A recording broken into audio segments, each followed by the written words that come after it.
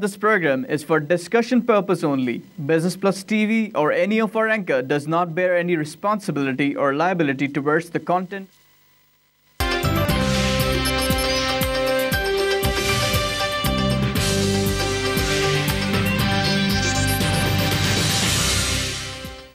Welcome to our post-market show, PSX Hotline. I'm your host, Tariq Khan Javed. नाज़रीन, आज शदीद मंदी का रुझान है, वही जीआईटी की रिपोर्ट। कल सुबह को मार्केट 422 पे थी जब ये जीआईटी के बारे में ख़बर आई कि जिसके एक ख़बर किसी ने छोड़ दी कि प्राइम मिनिस्टर बिल्कुल अफेक्टेड नहीं है, सन्स आर अफेक्टेड, और उसके बाद से मार्केट 1051 पे जाके क्लोज़ हो गई। आज वही रिपोर्ट है, वही सब कुछ है, लेकिन रात भर जो टॉक शोज़ हुए, डिस्कशंस हुए, और जो 40 साल 50 साल पुरानी डॉक्यूमेंट्स और स्टोरीज़ को ऐसे प्रेजेंट किया जा रहा है जैसे कि कल की स्टोरी हो, और जिससे जैसे कि प्राइम मिनिस्टर का बहुत डायरेक्ट लिंक है, हालांकि ऐसा है नहीं। उसके बाद इसकी वजह से आज सुबह को मार्केट खुली और एकदम नेगेटिव चली गई, जाती ही गई और 2153 पे जाके क्लोज़ हुई है। 44,120 का लेवल आ गया। 30 में भी 1200 का लॉस, 22,899 का लेवल। ऑल शेयर्स में भी 1376 का लॉस, 30,948। वॉल्यूम भी कम हो गया आज। 30 में 70, 100 में 104, टोटल 185। कल की वॉल्यूम बेहतर थी, 234 थी। कंपनीज जो टोटल कंपनी में काम हुआ 367, जिसमें एडवांसिंग सिर्फ 24 हैं और बाकी डिक्लाइनिंग 334। ये रिवर्सल ऑफ यस्टरडे था कि जहां एडवांसिंग 273 थी और डिक्लाइनिंग 75। ख़बर वही है, सब कुछ वही है, लेकिन देखिए क्या एक दिन में हमारे चैनल्स और अखबारात कैसे लोगों को घुमा सकते हैं। पाक जो वॉल्यूम लीडर्स में कराची इलेक्ट्रिसिटी था 17 million, TRG Pakistan 9, Ayesha steel mill 9, bank of Punjab 9, Engro polymer 6। Top gainer Colgate 40, Allahabad sugar 8.9, Asiatic denim 3.76, हुफैज seamless 2, Haidery construction 1। Top losers में बाटा है 167, रेत पाकिस्तान 103, सोनोफी एवेंटिस 86, मरी पेट्रोलियम 80, पाक टोबैको 80। तो ये है सिचुएशन। और ये जो मामलात हैं, दो मामलात हैं स्टॉक मार्केट को जो इम्पैक्ट कर रहे हैं। एक तो ये पनामा रिलेटेड कि प्राइम मिनिस्टर रहेगा नहीं रहेगा। मार्केट को ये फ़िक्र है कि कहीं प्राइम मिनिस्टर के जाने के बाद कोई बहुत बड़ा डिसरप्शन ना आ जाए मार्केट में, डेवलपमेंट में। ब्लूमबर्ग की एक रिपोर्ट आई जिसमें कहा गया कि अगर प्राइम मिनिस्टर जाएंगे तो बहुत बड़ी डिसरप्शन आएगी, जिसके ऊपर मुझसे भी राय ली गई 12:30 बजे के न्यूज़ में। तो इंडीड मार्केट और इकॉनमी वैसे भी नहीं चाहते कि कोई डिसरप्शन हो। लोग चाहेंगे कि जो डेमोक्रेटिक टेनर है वो पूरा हो। और उसका बैकग्राउंड ख़ास तौर से पाकिस्तान में इसलिए भी है कि जब से पाकिस्तान बना है हर थोड़े दिन पे मिलिट्री रूल आ जाती है, सिविलियन रूल चलती ही नहीं है। अगर ये जरदारी साहब की हुकूमत पहली दफ़ा 5 साल हुकूमत करके गई है इन रिसेंट टाइम, तो अगर ये फिर से ऐसा डिसरप्शन आता है तो दुनिया इसको पसंद नहीं करेगी। डेमोक्रेसी के लिए एक बहुत बड़ा वो होगा, पाकिस्तान के इमेज पे बहुत बड़ा बुरा असर आएगा। तो अब देखिए क्या होता है। जीआईटी जो है, हमने बहुत जीआईटी देखी है। MQM वाले कहते हैं कि जीआईटी वाले जो है किसी को भी कुछ कहलवा देते थे। बहरहाल अब ये जीआईटी की रिपोर्ट है, एक फाइंडिंग है which looks very unprofessional in fact, क्योंकि कोई भी बैंकर, कोई भी इकोनॉमिस्ट, कोई भी फाइनेंशियल सेक्टर का आदमी उस पर नहीं था। बहुत इररेलेवेंट चीज़ों को बहुत ज़्यादा उन्होंने बढ़ा के पेश किया है। तो अब देखिए कोर्ट क्या फ़ैसला करता है। We should all keep quiet in fact now, everybody should keep mum now and let the court decide. Court का काम है डिसाइड करना, हमारा आपका टीवी चैनल वालों का नहीं है। हमारे साथ एक बड़े एनालिस्ट एहसन मेहनती साहब मौजूद हैं जो कि डायरेक्टर हैं आरिफ हबीब सिक्योरिटीज़ के, एक जानी मानी पर्सनैलिटी है। इनके कमेंट्स आप डेली देखते होंगे अखबार में भी। एहसन साहब, वेलकम टू शो साहब। Thank you sir. यही जीआईटी कल 1000 ऊपर ले गई यार, वही जीआईटी आज 2000 नीचे ले आई, आप क्या कहेंगे इसके बारे में? जी हाँ, बिल्कुल। आई थिंक ये इन्वेस्टर सेंटिमेंट्स हैं और इन्वेस्टर सेंटिमेंट जो है पैनिक सेलिंग का बाइस बने हैं। मार्केट कुछ चंद ही घंटों में जो है 1600-1700 पॉइंट नेगेटिव और फिर उसके बाद 2000 पॉइंट को भी क्रॉस कर गई। आई थिंक ये इस वक्त जीआईटी का जो प्रोब है और जो रेफरेंस की रिकमेंडेशन है, इन्वेस्टर्स जो है वो इस वक्त देख रहे हैं कि इसका इम्पैक्ट गवर्नमेंट सेटअप पे क्या बनता है और फिर क्या ये प्राइम मिनिस्टर साहब जो हैं वो इसको किस तरीके से रिजॉल्व करते हैं। अब आई थिंक कि गवर्नमेंट की जो इनिशिएटिव्स हैं, इकोनॉमिक इनिशिएटिव्स हैं, जो प्रोस्पेक्ट्स हैं आगे इन रेफरेंस के बाद गवर्नमेंट को लेके, वो सारे इस वक्त इन्वेस्टर्स उस पर कॉशियसली उसको मॉनिटर कर रहे हैं और प्रेशर इसीलिए नजर आ रहा है कि जो आउटकम है अगर उसकी क्लैरिटी आती है तो फिर सर्टनली जो है वो नया डायरेक्शन मार्केट का बनता है। बट कुछ हद तक बातें ये भी हैं कि ये चैलेंज होगी जीआईटी रिपोर्ट। अब अगर चैलेंज होती है तो मोस्ट प्रोबेबली ये मैटर जो है और डेंजर आगे होने लगेगा और फिर जाहिर है उसमें इन्वेस्टर्स के रिएक्शन हमने देखने हैं कि ओवर पीरियड जो है वो गवर्नमेंट की जो मशीनरी है उसकी वर्किंग किस तरह से प्रिवेल करेगी और इकोनॉमिक जो सेंटिमेंट है वो किस तरह से जो है डेवलप होता है। भाई साहब, ये जो भी वजूहात हो, मार्केट 44,000 पे आ गई और हम एनालाइज कर रहे थे कल के जो रेट्स हैं शेयर्स के, तो वो सारे के सारे हमें बड़े अट्रैक्टिव नज़र आ रहे थे। Would you agree with that कि respective of what happens politically जो रेट्स इस वक्त चल रहे हैं मार्केट में काफ़ी अट्रैक्टिव हैं? जी हाँ, आई थिंक कि ये इस वक्त मार्केट खासी अट्रैक्टिव है और फिर MSCI इंडेक्स में जब हम आ गए, इमर्जिंग मार्केट का स्टेटस है, तो सर्टनली इसका इम्पैक्ट जो है वो मार्केट की एक्टिविटी पर पड़ता है और फिर इसका इम्पैक्ट आगे जो सपोर्ट मार्केट को मिलेगा वो सर्टनली इस बेसिस पर मिलेगा कि जो फंडामेंटल्स हैं वो स्ट्रांग हों और आई थिंक कि इस वक्त फंडामेंटल्स मार्केट के काफ़ी ज़्यादा स्ट्रांग हैं। अब बात सेंटिमेंट्स की है कि पॉलिटिकल एनवायरनमेंट का क्या आगे प्रोस्पेक्ट्स उसके होते हैं और इस पर एक स्पेकुलेशन डेवलप हो रही है जिसमें प्रेशर है। आपके ख्याल में अभी कौन कौन से सेक्टर बहुत ज़्यादा अट्रैक्टिव है?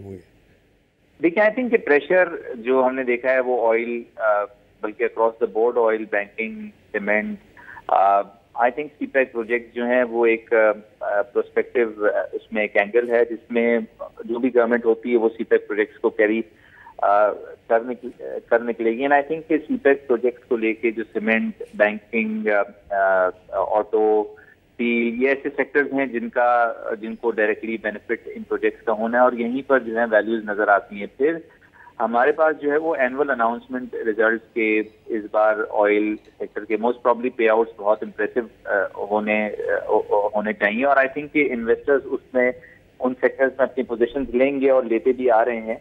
आई थिंक कि वहाँ से सपोर्ट एक नजर आएगा जिसमें हम कहते हैं कि ऑयल सेक्टर के फुल ईयर के रिजल्ट्स, रिफाइनरी और exploration and marketing companies, I believe कि ये यहाँ एक वैल्यूज जो है इस वक्त मौजूद है और इन्वेस्टर्स यहाँ से मार्केट को यूज करेंगे जब कभी भी हमें पॉलिटिकल एनवायरनमेंट स्टेबल नजर आएगा उसके बाद। मिल साहब, आम लोग पूछते हैं कि ये अब ये 44 पे आ गया, ये मजीद कहाँ तक नीचे जा सकता है, कहाँ पे इसको सपोर्ट मिलेगी, कहाँ से बाउंस बैक एक्सपेक्ट किया जा सकता है? देखें, पॉलिटिकल एनवायरनमेंट जहाँ पे स्ट्रांग होगा, पॉलिटिकल नॉइज जहाँ पर रुकेगी, वहाँ से मार्केट में रिबाउंड लेना है और आई थिंक कि वहीं से जो है मोस्ट प्रॉब्ली जो है वो मार्केट दोबारा से पोजीशन दिखाएगी। अभी आप एक नॉर्मल इन्वेस्टर जो बहुत इस वक्त पैनिक कर रहा है और मुख्तलिफ सवाल ये करता है क्या सब बेच दें, क्या बेच के फिर बाद में ख़रीद लें, इस तरह के लोगों को क्या एडवाइस देंगे आप? देखिए, इन्वेस्टर्स जो हैं वो इस वक्त कॉशियसली मॉनिटर कर रहे हैं गवर्नमेंट एक्टिविटीज़ को और जो रेफरेंस दायर है जीआईटी की तरफ से वो रेफरेंस को कॉशियसली देख रहे हैं कि उसका इम्पैक्ट क्या बनेगा मार्केट पे। तो आई थिंक कि लॉन्ग टर्म पर्सपेक्टिव अगर लें तो बेसिकली जो है वो सारी चीज़ें नज़र आएंगी कि पॉलिटिकल एनवायरनमेंट जो है इस वक्त हैम्पर कर रहा है मार्केट की परफॉर्मेंस को।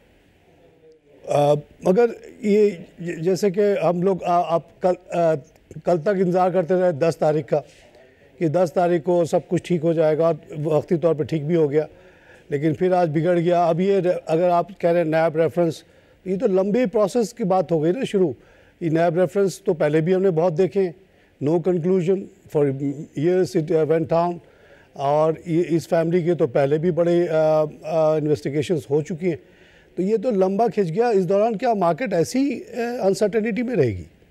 देखिए, आई थिंक वैल्यूज मौजूद हैं, मतलब एनी टाइम रिबाउंड हो सकता है, बट जाहिर है इसके अंदर हम देखते हैं म्यूचुअल फंड रिडेम्पशन भी आती हैं, जहाँ कहीं फॉल आता है वहाँ पर हम देखते हैं कि जो गवर्नमेंट की पॉलिसीज हैं उसकी कंसिस्टेंसी जो है उस पर क्वेश्चन मार्क्स या उस पर स्पेकुलेशन होती है। आई थिंक कि राइट टाइम होगा, गवर्नमेंट की तरफ से अनाउंसमेंट आएंगी, आगे रद्द अमल गवर्नमेंट का देखा जाए। एक प्रेस कॉन्फ्रेंस इससे पहले भी हुई थी कि अगर इन्वेस्टिगेशन के अंदर जो है वो प्रॉपर उसको सेटिस्फेक्शन नहीं मिलती है PMLN को, तो उसके बाद जो है जाहिर है वहाँ पे चैलेंज करने के लिए सुप्रीम कोर्ट भी जो है वो ये पार्टी जाएगी, और फिर अगर लाए अमल सामने आए वो एक बेसिस बन सकता है ट्रिगर का और रिबाउंड का, रिट्रीट ऑफ मार्केट। वैसे आपके प्रेजेंस का फ़ायदा उठाते हुए एक और इशू जो मार्केट में बैक ऑफ द माइंड हर आदमी के है, वो है realistic value of Pakistani rupees. अभी कुछ आर्टिकल्स आए हैं सामने वीकेंड पे, जिसमें कुछ सर्वे भी आया है जिसमें लोगों से पूछा गया कि what they think is the realistic value of rupees. तो 49% रिस्पोंडेंट ने 127 को रियलिस्टिक वैल्यू कहा, और कुछ लोगों ने 20-22%, किसी ने कहा 112, किसी ने 108, 104। आपकी क्या व्यू है इस सिलसिले में? देखिए, आई थिंक इस वक्त मार्केट की जो ट्रू वैल्यू है वो 106 ट्रेड हो रही है मोरलेस, और इसमें इंटरबैंक रेट मेरे ख्याल से 105-50 के करीब है।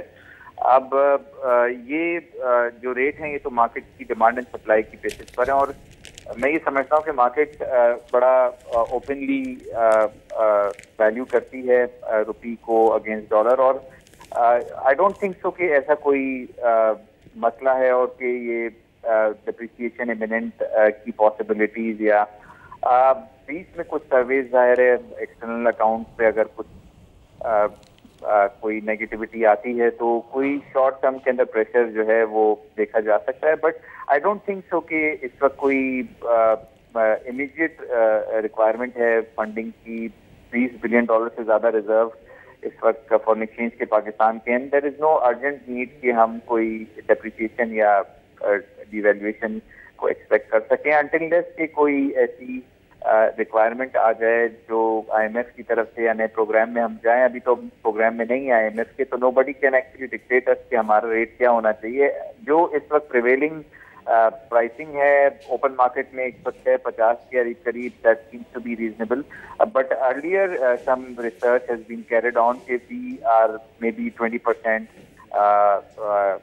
ओवर वैल्यूड, और ये मे बी स्टेट बैंक की तरफ से ही एक अगर कोई ऐसी अंडरस्टैंडिंग होती है कि जहां पर रुपी को डिप्रिशिएट किया जाए या डिवैल्यू किया जाए तो वो एक अलग बात है, but I think it's fairly valued at 106.50 जिस पर अभी तक रेट चल रहा है। ऐसे में साहब आपने कहा कि मार्केट को फ्लो करने दिया जा रहा है, but that's not the fact. 2013 से दार साहब की एक पॉलिसी है कि रुपये को स्ट्रॉन्ग रखना है, 104 पे रखना है, 5 पे रखना है। It's more like a political slogan than a realistic market situation, demand supply। 20% ज़्यादा इन्फ्लेशन तो हो गया 2013 से लेकर अब तक। डोमेस्टिक प्रोड्यूसर की कॉस्ट तो 20% बढ़ गई। जो चीज़ वही चीज़ जो कंपीटिंग चीज़ इंपोर्ट हो रही है वो पुराने रेट पे आ रही है, तो वह हमारा एक्सपोर्टर कैसे सर्वाइव कर सकता है इससे? ये कहाँ पे आपने 20% इन्फ्लेशन? देखिए, अगर आप 4% भी नहीं एवरेज अगर 5% भी था 4 साल में कितना हो गया? 20% हो गया। 4 साल के तो फिर आप 13 से लेना, 13, 14, 15, 16, 17। इस वक्त इन्फ्लेशन का 3.9%। 3.9 इस साल का है ना, लेकिन अगर आप 4 साल का कम्युलेट करें, एक्यूमुलेट करेंगे तो फिर आप 1947 से एक्यूमुलेट नहीं वो 1947 की बात नहीं हो रही है। बात हो रही है कि इसी तरह की नहीं, देखिए इसी तरह की अना का मसला मुशर्रफ साहब ने भी बनाया था 62 पे। और इन्फ्लेशन उस ज़माने में 12% था, और फिर जब मार्केट वो गिरी रुपए तो 98 पे आ गई। तो यहाँ भी लोग कहते हैं कि there is a inbuilt requirement for devaluation, and foreigners जो इमर्जिंग मार्केट के बायर्स हैं, most probably they are waiting for that.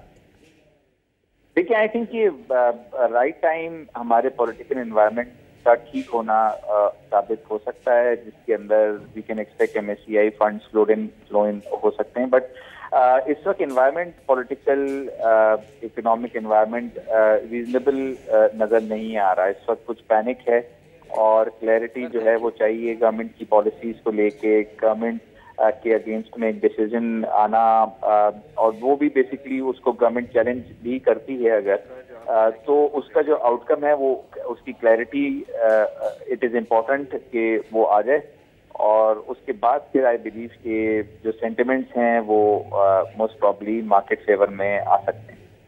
बहुत शुक्रिया एहसन साहब, always learn a lot from you. नाज़रीन, ये थे एहसन मेहंदी साहब। इनका ख्याल है कि रुपया जो है सही है, लेकिन मेरा अपनी ज़ाती ख्याल है कि रुपये को 120 वाला पे लाना पड़ेगा, क्योंकि हमारी जो इंटरनल यहाँ की जो कॉस्ट है वो बढ़ चुकी है, और एक्सपोर्टर्स को बड़ी इश्यूज़ प्रॉब्लम है, डिसएडवांटेजेस हैं। यहाँ एनर्जी कॉस्ट ज़्यादा, करेंसी ओवर वैल्यूड, और जबकि बाहर के मुल्कों में एनर्जी भी सस्ती है और करेंसी भी रियलिस्टिक लेवल पे है। एक सर्वे के मुताबिक 127 होना चाहिए, चलिए 127 नहीं तो 120 पे तो लाना ही पड़ेगा। ये इकनॉमिक रियलिटी है। दार साहब के अना का मसला नहीं है, ना होना चाहिए। इकनॉमिक फ्लोज़ को आप रोकते हैं तो प्रॉब्लम ही प्रॉब्लम आता है। इसी के साथ इस सेक्शन से इजाज़त चाहता हूँ।